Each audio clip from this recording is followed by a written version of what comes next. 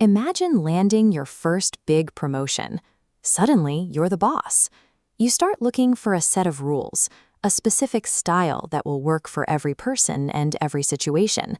But a single rigid approach creates friction. If you micromanage a 20-year veteran the same way you guide a new intern on their first day, you will likely frustrate them both.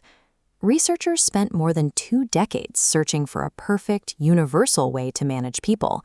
They found that leadership effectiveness depends on variables outside of the leader's own personality.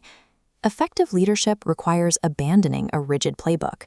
Success comes from adapting your behavior to the specific context in front of you.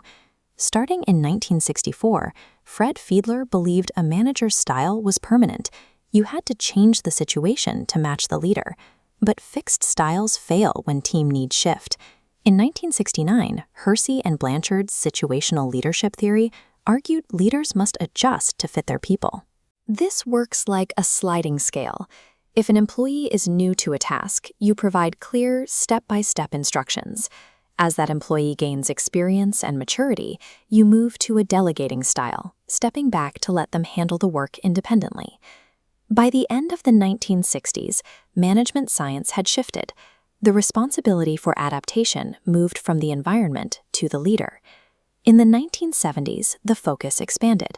Path-goal theory, introduced in 1971, required leaders to look beyond the employee and account for the physical environment and the specific obstacles within a task. Under this model, a manager acts like a snowplow. You adapt your behavior to remove obstacles, clearing a path so your team can reach their goals without interference. The 1973 Room-Yetton-Jago model emphasized decision-making, suggesting leaders must decide when to involve the team based on the situation.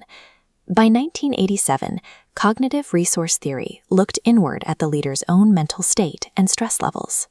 The theory suggests that when stress is low, leaders use raw intellect to solve problems.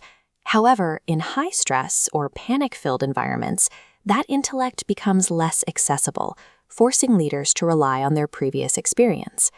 By the late 80s, the concept of a boss had changed. A leader was now seen as a dynamic operator, constantly adjusting to career paths, managing complex decisions, and handling extreme pressure. We can synthesize these models into 6 shared pillars. Each supports a central truth. Effectiveness depends on the situation. Reject a universal style.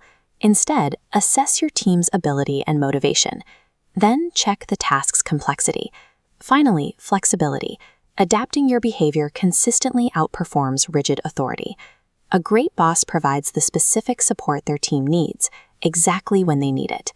This flexibility keeps a manager effective as the work changes. Leadership involves reading the context and solving the problems right in front of you. You succeed by becoming the person who can adapt to any environment.